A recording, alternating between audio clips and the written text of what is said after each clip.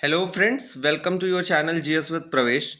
In this video, we are going to discuss important PIB news for UPSC of 25th अप्रैल 2025 25 अप्रैल 2025 की जो भी important news आई हैं PIB में UPSC के हिसाब से उसको हम लोग यहाँ पर डिस्कस करेंगे। और जो सबसे पहली न्यूज़ है that is related to passing away of great scientist doctor K Kasturi रंगन।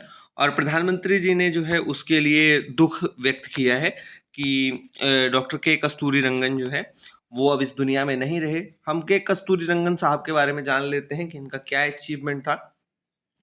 तो सबसे पहले इनका पूरा नाम था Krishna Swami Kasturi Rangan and he served as the chairman of ISRO. ISRO के चेयरमैन के तौर पे इन्होंने काम किया और लगभग 9 साल 1993 4 से लेके 2003 तक ये इसरो के चेयरमैन रहे। एंड इन्हीं के कार्यकाल के दौरान ड्यूरिंग हिज टेन्योर पीएसएलवी को जो है वो ऑपरेशनलाइज किया गया एंड यूज किया गया। एंड पीएसएलवी का फुल फॉर्म है polar satellite launch vehicle and it is considered as the working horse of ISRO. ISRO की जो ज़्यादातर सैटेलाइट लॉन्च होते हैं वो पीएसएलवी के माध्यम से होते हैं।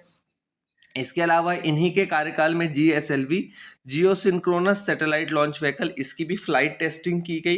ही was the project director of India's first two earth observation satellites. जो भास्कर 1 एंड भास्कर 2 जो था उसके ये प्रोजेक्ट डायरेक्टर थे, भास्कर 1 एंड भास्कर 2 के।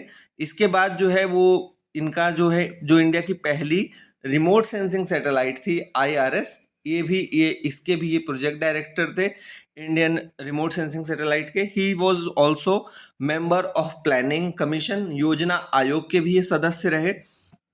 इसके अलावा ये राज्यसभा के मेंबर भी रहे 2003 से लेके 2009 तक। He was member of the Rajya Sabha. अभी जो है रिसेंटली इनका एक बहुत ही इंपॉर्टेंट कंट्रीब्यूशन है जो आपकी नेशनल एजुकेशन पॉलिसी आई है 2020, देश की तीसरी नेशनल एजुकेशन पॉलिसी जो है उसका जो ड्राफ्ट है वो के कस्तूरी रंगन साहब ने तैयार किया था। इसके अलावा जो नेशनल करिकुलम फ्रेमवर्क है एनसीएफ 2020 के अंदर ही ये भी जो है इसका ड्राफ्ट भी कस्तूरी रंगन साहब ने ही तैयार किया था। एनवायरमेंट से रिलेटेड जो है एक बहुत ही इंपॉर्टेंट कमेटी जो वेस्टर्न घाट्स के ऊपर बनी थी कस्तूरी रंगन कमेटी, उसको भी हेड इन्होंने ही किया था। कस्तूरी रंगन कमेटी जो वेस्टर्न घाट्स पे बनी थी वो 2013 में बनी थी। इनको पद्म भूषण और पद्म विभूषण दोनों सम्मान मिले हुए हैं। तो इस चीज़ को हम लोग याद रखेंगे कि कस्तूरी रंगन के बारे में, ठीक है। He was a great scientist and contributed in many ways to the development of the nation, ठीक है। Now come to the next news and जो नेक्स्ट न्यूज़ है हमारी डेट इज़ रिलेटेड टू विकसित वाइब्रेंट विलेजेस प्रोग्राम। और ये programme जो है वो कौन सी मिनिस्ट्री कराती है? Ministry of youth affairs and sports in coordination with the ministry of home affairs, ठीक है। तो इस चीज़ को याद रखेंगे हम लोग, ministry of youth affairs and sports in coordination with the ministry of home affairs, ठीक है। विकसित वाइब्रेंट विलेजेस प्रोग्राम, ये जो हमारे बॉर्डर विलेजेस हैं, बॉर्डर एरिया के जो विलेजेस हैं, इसको डेवलप करने के लिए ये प्रोग्राम लाया गया है, ठीक है। तो इस चीज़ को याद रखिएगा, आपसे पूछा जा सकता है प्रीलिम्स में या जो वनडे टाइप के एग्जाम्स हैं कि विकसित वाइब्रेंट विलेजेस प्रोग्राम किसके लिए है। It is a joint initiative aimed at revitalising India's remote border regions, ठीक है।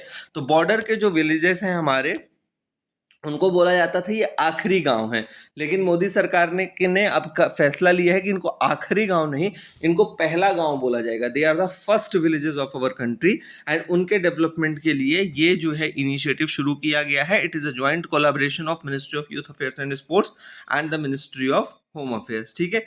तो इस चीज़ को याद रखिएगा, विकसित vibrant villages programme. Now come to the next news and जो नेक्स्ट न्यूज़ है हमारी that is related to national quantum mission. And national quantum mission जो है वो कब लॉन्च किया गया था? 2023 में किया गया था। इसके लिए कितना बजट दिया गया है? 6003.65 करोड़ का बजट दिया गया है। And it is a initiative under the prime minister science and technology innovation advisory council. तो जो प्राइम मिनिस्टर के हाईएस्ट साइंस को लेकर के एडवाइजरी बॉडी है उसका इनिशिएटिव है। और इसका काम क्या है, पर्पस क्या है नेशनल क्वांटम मिशन का? To seed and scale up research and development in quantum technologies, quantum technology में रिसर्च एंड डेवलपमेंट को बढ़ाना, at the same time fostering a vibrant and innovative ecosystem across academia, industry and startups. ठीक है, तो इन तीनों का, academics का, industry का एंड स्टार्टअप्स के लिए एक वाइब्रेंट और इनोवेटिव इकोसिस्टम को तैयार करना। अब जो आने वाला समय है वो क्वांटम एज का होने वाला है। ठीक है, जैसे अभी तक जो कंप्यूटर्स हैं हमारे वो बाइनरी बिट्स में काम करते हैं, अभी जो है वो क्यूबिट्स में काम करेंगे, क्वांटम बिट्स में काम करेंगे। ठीक है, और क्वांटम जो है वो एक तरह से सिक्योरिटी के लिए भी बहुत इंपॉर्टेंट है, क्योंकि जो क्वांटम के माध्यम से जो डेटा भेजा जाता है इधर से उधर, उसको जो है वो डिकोड करना या उसके साथ छेड़छाड़ करना बड़ा मुश्किल होता है, इसलिए भी ये इंपॉर्टेंट है। And eight the same time जो आने वाले कंप्यूटर्स हैं, जो क्वांटम कंप्यूटर्स हैं, सोचिए कि जो अभी एक सुपर कंप्यूटर को अगर कोई काम करने में 100 साल लगेंगे, वो क्वांटम कंप्यूटर्स जो हैं वो 10 सेकेंड के अंदर कर देंगे। तो क्वांटम जो है वो it is a very important field, upcoming field, and इसके ऊपर जो है गवर्नमेंट बहुत ज़्यादा ध्यान दे रही है। तो इस चीज़ को हम लोग याद रखेंगे नेशनल क्वांटम मिशन से related. Now come to the next news, and next news is related to DRDO, and DRDO ने जो है वो स्क्रैमजेट इंजन डेवलपमेंट के मामले में कल जो है एक टेस्टिंग की है, and it has conducted active cooled scramjet sub scale combustor ground testing for over 1000 seconds. ठीक है, तो स्क्रैमजेट इंजन डेवलपमेंट के मामले में DRDO ने कल एक टेस्टिंग की है, एंड इसको किस लेबोरेटरी ने किया है? Defence research and development laboratory Hyderabad. ठीक है, तो एक चीज़ याद रखिएगा, इसका हेडक्वार्टर आपका पूछा जा सकता है सीधा सीधा कभी, कि defence research and development laboratory का जो हेडक्वार्टर है वो कहाँ है? हैदराबाद में है। ठीक है, DRDO का जो हेडक्वार्टर है वो कहाँ है? न्यू दिल्ली में है। DRDO कब बना था? 1958 में बना था। इसकी मिनिस्ट्री कौन सी है? मिनिस्ट्री ऑफ डिफेंस है। अभी इसके चेयरमैन कौन है? समीर कामत जी इसके जो हैं वो चेयरमैन है। ठीक है, तो इस चीज़ को याद रखिएगा। इसके बाद जो है वो इसमें एक और शब्द आया है, hypersonic cruise missile. Hypersonic cruise missile क्या होती हैं? They are a class of missile that can travel more than 5 times the speed of sound. ठीक है, तो साउंड की स्पीड से भी 5 गुना ज़्यादा तेज़ी से ट्रेवल करने वाली जो मिसाइल्स हैं उनको क्या बोला जाता है? Hypersonic cruise missile. ठीक है, तो इस चीज़ को याद रखिएगा। Now come to the next news, and जो हमारी नेक्स्ट न्यूज़ है that is related to malaria, and 25 अप्रैल को वर्ल्ड मलेरिया डे मनाया जाता है। ठीक है, वर्ल्ड मलेरिया डे ग्लोबली कब मनाया जाता है?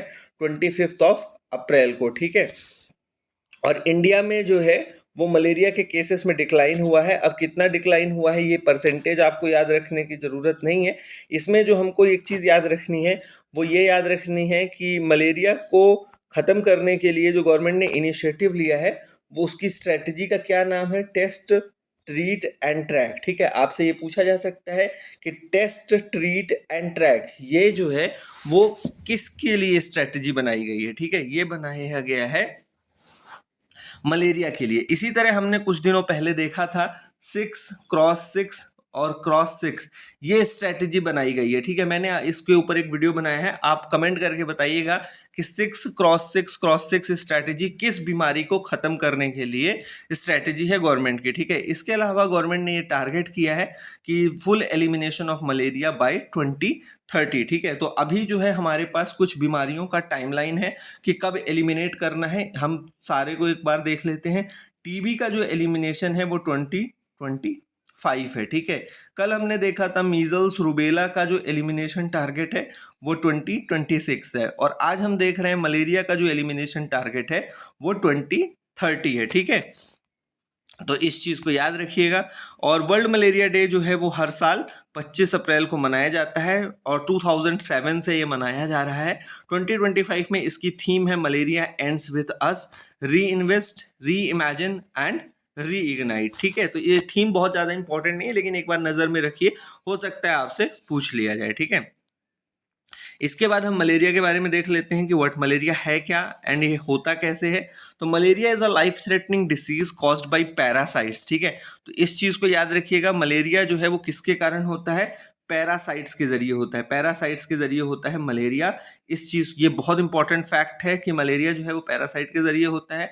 एंड ये फैलता कैसे है, it spreads to humans through bites of infected female Anopheles mosquitoes. ठीक है, तो जो फीमेल एनोफिलस मॉस्किटो होती है उसके कारण ये फैलता है ह्यूमंस के अंदर। ठीक है, and it is very common in tropical regions and is preventable and treatable. ठीक है, इसको रोका जा सकता है और ठीक भी किया जा सकता है, तो इस चीज़ को याद रखेंगे हम लोग। तो ये थी आज की सारी important news. Thanks for giving your time. Please do like, share and subscribe our channel. Have a great day ahead.